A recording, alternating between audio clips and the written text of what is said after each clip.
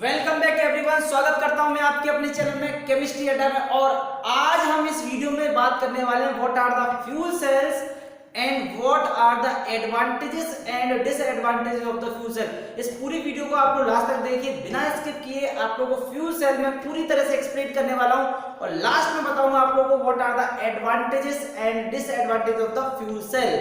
तो बात करते हैं, जैसा नाम है इसका fuel cell. Fuel cell is what कि the cell which produce electricity with the consumption of the fuels such as hydrogen, oxygen, methane, hydrogen.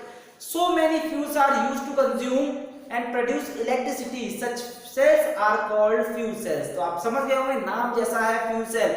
तो फ्यूल सेल इज व्हाट कि जिसमें सेल में हम लोग फ्यूल का इस्तेमाल करते हैं और फ्यूल का इस्तेमाल करके आप लोगों को इलेक्ट्रिसिटी मिलती है, that is called fuel cell. उम्मीद करता हूं आप लोगों को फ्यूल सेल समझ में आ गया होगा। अब बात करते हैं हम लोग फ्यूल सेल क्या होता है उसके बारे में बात करेंगे, उसके डायग्राम पे बात करेंगे, उसमें क्या क्या प्रेजेंट होता है, क्या क्या उसके अंदर कंस्ट्रक्शन में इस्तेमाल होता है, कौन कौन से केमिकल होते हैं, कौन कौन से इलेक्ट्रोलाइट होते हैं, कौन कौन से कैटलिस्ट होते हैं, सारी चीजों को डिटेल में बात करने वाले हैं। लेकिन उससे पहले हम लोग थोड़ा सा बात कर लेते हैं कि रेगुलरली इलेक्ट्रिसिटी प्रोड्यूस कैसे होती है। देखिए, रेगुलरली जो हमारे लिए इलेक्ट्रिसिटी प्रोड्यूस होती है, बेसिकली मैं बात करूंगा रेलवे जितनी अपनी इलेक्ट्रिसिटी को प्रोड्यूस करती है वो प्रोड्यूस करती है with the help of thermal power plant. देखिए, थर्मल पावर प्लांट क्या होता है कि जिसमें फ्यूल को जलाकर, जैसे आपका कोल हो गया, ऑयल हो गया, गैस हो गई, इन सब को जला के वाटर से वेपर बना के टरबाइन को घुमा के इलेक्ट्रिसिटी को जनरेट किया जाता है, तो उसको बोलते हैं थर्मल पावर प्लांट। एक होता है हाइड्रो पावर प्लांट, जो नदियों पे डैम बना के जिससे इलेक्ट्रिसिटी बनाई जाती है, जिसमें नदी के पानी को गिराया जाता है एक सर्टेन हाइट से, टरबाइन को मूव कराया जाता है, देन इलेक्ट्रिसिटी बनाई जाती है। तो दो तरीके हैं हमारे आसपास जिसके हम इलेक्ट्रिसिटी इस्तेमाल करते हैं हमारे घरों में। जनरली हाइड्रो पावर प्लांट से बनी हुई इलेक्ट्रिसिटी का इस्तेमाल होता है, लेकिन रेलवे जनरली इस्तेमाल करता है किसका? Yes what? यस बोलिए, अभी बताया था, क्या नाम था? Yes, thermal power plant. Thermal power plant का इस्तेमाल करता है जिसकी एफिशिएंसी केवल और केवल 40% होती है। कितनी कम है ना, मतलब अगर आप यूज करते हो बहुत सारा फॉसिल फ्यूल को बर्न करते हो तो यहाँ पॉल्यूशन का तो कारण बनता ही है, और साथ में केवल एफिशिएंसी मिलती है 40%, ओनली 40%, बहुत कम हो गई। तो जो थर्मल पावर प्लांट होता है इसकी एफिशिएंसी बहुत कम है। तो ये तो थी आप लोगों के लिए जनरल डायरेक्शन, जनरल इंट्रोडक्शन। अब बात करते हैं प्रॉपर्ली फ्यूल सेल पे। देखिए, हमारा जो सक्सेसफुल फ्यूल सेल था that is the hydrogen oxygen fuel cell था।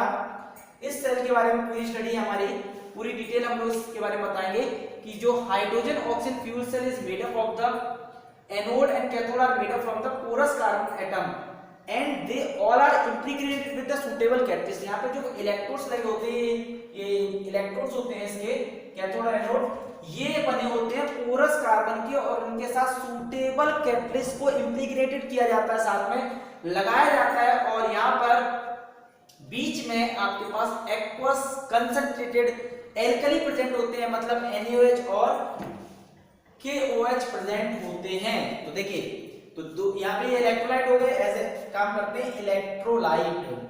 तो इलेक्ट्रोलाइट का तो आपको समझ में आ गया, इसके बिना काम नहीं चलेगा। साथ में इन पोरस इलेक्ट्रोड के साथ कुछ कैटलिस्ट इस्तेमाल होते हैं। सुटेबल कैटलिस्ट कौन कौन से होते हैं? सिल्वर हो सकता है, Ag, प्लेटिनम हो सकता है, या कोबाल्ट ऑक्साइड हो सकता है। All these metals are very expensive, so they are used in this fuel cell as a catalyst. तो कैटलिस्ट की तरह काम करते हैं। साथ में एनोड और कैथोड, दो की बात कर रहा हूं, ध्यान देना, मैंने एक वीडियो बताया था। Anode is always placed at the left hand side and cathode is placed toward the right hand side. इस चीज का ध्यान रखना, कभी भी गलती मत करना इस चीज के लिए। तो एनोड पर आपके पास हाइड्रोजन है, यहाँ पर हाइड्रोजन और ऑक्सीजन गैस को प्रेशर के साथ बबल किया जाता है इस फ्यूल सेल के अंदर, और यहाँ का जो वेस्टेज मिलता है, जो यहाँ पर आपको जो गैसेस टाइप में मिलता है, वाटर का आउटपुट मिलता है, यानी कि इस सेल में आप लोगों को जो रिएक्शन के बाद जो मिलता है प्रोडक्ट, बाय प्रोडक्ट जो मिलता है वो वाटर मिलेगा।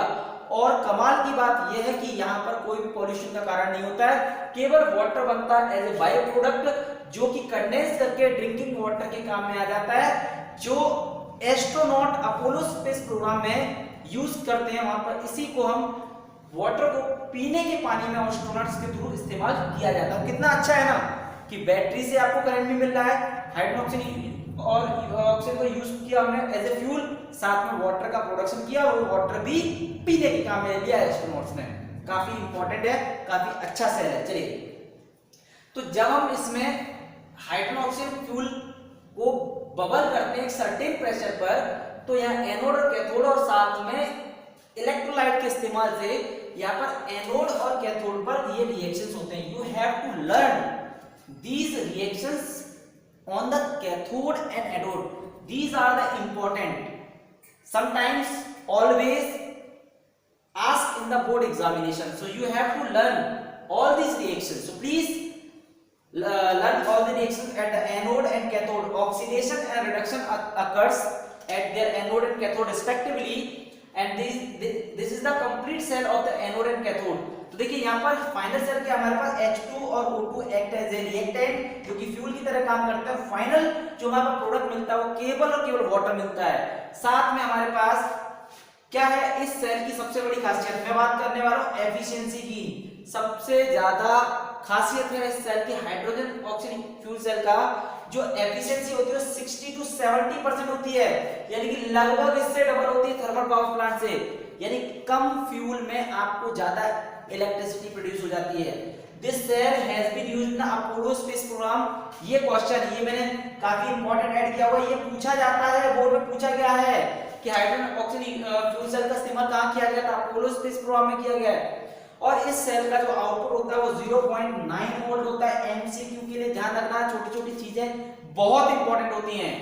तो हम बात कर सकते हैं इसके बाद how to increase the efficiency of the fuel cell. अगर आपको फ्यूल सेल की एफिशिएंसी बढ़ानी है तो एफिशिएंसी कैसे बढ़ा सकते हैं? तीन तरीके से एफिशिएंसी बढ़ाई जा सकती है। पहला, नए इलेक्ट्रोड मटेरियल का इस्तेमाल करें आप लोग, जितनी बार नए इलेक्ट्रोड का इस्तेमाल करेंगे उतना बेटर है, क्योंकि यहाँ पे जो इलेक्ट्रोलाइट प्लेस किए जाते हैं KOH और NaOH ये सब कोरोसिव होते हैं, इससे इलेक्ट्रोड खत्म हो जाते हैं। तो आप नए इलेक्ट्रोड मटेरियल का इस्तेमाल कर सकते हैं और बेटर कैटलिस्ट का इस्तेमाल करना चाहिए अगर आपको एफिशिएंसी बढ़ानी है। और सबसे तीसरी और आखिरी चीज है इसमें एफिशिएंसी बढ़ाने के लिए कि जो इलेक्ट्रोलाइट इस्तेमाल करते हैं सेल में उनकी क्वालिटी और क्वांटिटी काफी बढ़िया होनी चाहिए। क्वालिटी और क्वांटिटी दोनों अच्छी होगी, क्वालिटी अच्छी होगी सारे मेटल की, चाहे वो इलेक्ट्रोड का मेटल हो या कैटलिस्ट हो या इलेक्ट्रोलाइट हो, जब तक इनकी क्वालिटी नहीं आएगी बेटर, तब तक आपकी फ्यूल सेल की एफिशिएंसी आपको अच्छी नहीं मिल सकती। तो फ्यूल सेल की एफिशिएंसी बढ़ाने के सिर्फ तीन तरीके, एक तो इलेक्ट्रोलाइट बेटर हो, आपके पास एल्कलीज जो है इलेक्ट्रोलाइट होते हैं इनकी क्वालिटी बहुत अच्छी होनी चाहिए, साथ में जो इलेक्ट्रोड्स यूज हो रहे हैं उनका मेटल नया होना चाहिए, साथ में कैटलिस्ट जो इस्तेमाल कर रहे हैं वो भी अच्छी क्वालिटी के होने चाहिए। और इन लास्ट फ्यूल सेल का इंट्रोडक्शन के बाद देन हमने कंस्ट्रक्शन सीखा, वर्किंग क्या है इसकी ये सीखा, देन उसके बाद आखिरी क्वेश्चन बात करते हैं जो एग्जाम में पूछा जाता है बोर्ड एग्जाम में।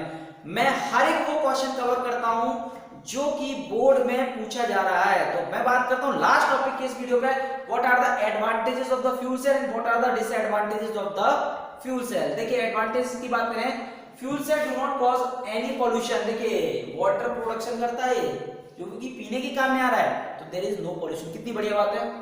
इलेक्ट्रिकल एनर्जी में B obtain continuously by passing continuous supply of fuel. देखिए हमारे घर में बैटरी लगी हुई है, हमने दो पंखे रात में चला के सो गए, रात को लाइट नहीं आई, हो सकता है रात में बीच में ही आपका इन्वर्टर डाउन हो जाए। एक अंदाजा होता है 2 घंटे चलेगा, 4 घंटे चलेगा, 6 घंटे चलेगा, लेकिन आप परमानेंटली नहीं बोल सकते कि ये बैटरी कितनी देर चल जाएगी। एक अंदाजा होता है बट उस पर कभी भी हम कंफर्म नहीं कह सकते। बस फ्यूल सेल का कंफर्म है कि जब तक आपके पास फ्यूल है तब तक कंटिन्यूअसली आपको ये बैटरी सप्लाई दे सकती है इलेक्ट्रिसिटी की।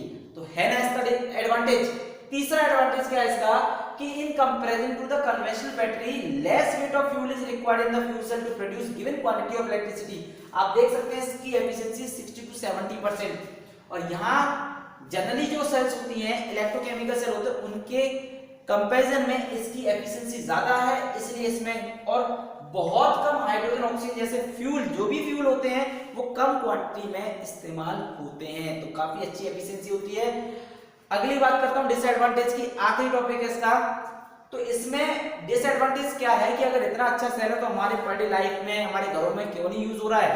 अगर इतना फायदा है तो इसका डिसएडवांटेजेस भी है, जितना एडवांटेज है उससे बड़ा डिसएडवांटेज है कि इसमें जो कैटलिस्ट इस्तेमाल होते हैं, प्लेटिनम, सिल्वर और जो भी कैडमियम, जो भी कैटलिस्ट इस्तेमाल होते हैं, these are so many expensive, बहुत ज्यादा कॉस्टली होते हैं। So no one can afford it, हर इंसान इसे अफोर्ड नहीं कर सकता।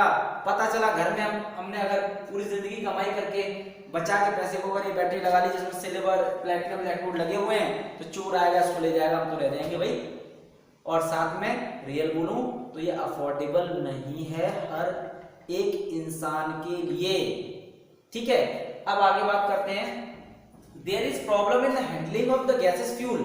चलो ठीक है, इंसान खरीदना पॉसिबल कर लेगा, अगर 2% इंसान पूरे दुनिया में अगर पॉसिबल कर सकते हैं खरीदना, ठीक है, उनके लिए पॉसिबल है, सिल्वर को, प्लेटिनम को खरीद सकते हैं, कोई बात नहीं। लेकिन दूसरी समस्या यहाँ जो सबसे मेन है कि हाइड्रोजन को, ऑक्सीजन को, इसकी तो कोई दिक्कत नहीं, लेकिन हाइड्रोजन को हाई प्रेशर पर ट्रांसपोर्ट करना, स्टोर करना बहुत ही ज्यादा खतरनाक होता है। और आखिरी है कि जो इलेक्ट्रोलाइट्स होते हैं इसमें NaOH और KOH पड़े होते हैं, ये कोरेसिव होते हैं और इसमें जो मेटेरियल्स हम लोग इस्तेमाल करते हैं एज ए कैटलिस्ट, जो कैटलिस्ट का इस्तेमाल करते हैं, सबको कोरोड कर देते हैं कोरेसिव होने की वजह से, और इसीलिए हमारे लिए ये एडवांटेजेस नहीं रखता है क्योंकि इसमें बहुत सारी प्रॉब्लम्स हैं, अफोर्डेबल नहीं है, साथ में इसमें जो इलेक्ट्रोलाइट है वो कोरेसिव है, तो जो भी हमने मेटेरियल लगाया है वो कोरेसिव होकर खत्म हो जाएगा। और सबसे बड़ी चीज है हाइड्रोजन जैसे गैस को स्टोर करना काफी ज्यादा मुश्किल होता है। तो उम्मीद करता हूं आप लोगों को वीडियो पसंद आया होगा। वीडियो अगर पसंद आया हो तो वीडियो को लाइक करिए, दबा के शेयर कर लीजिए अपने फ्रेंड के साथ, और वीडियो पसंद ना आया तो आप लोग डिसलाइक भी कर सकते हैं। और साथ में जो लोग चैनल को नया देख रहे हैं वो लोग वीडियो को देख तो रहे है ना, तो वो लोग प्लीज चैनल को सब्सक्राइब कर लीजिए, साथ में नोटिफिकेशन बेल दिया होगा वहां, उसको प्रेस कर लीजिए। अगर प्रेस कर लेंगे तो आपको आगे आने वाला नोटिफिकेशन मिल जाएगा। तब तक के लिए धन्यवाद।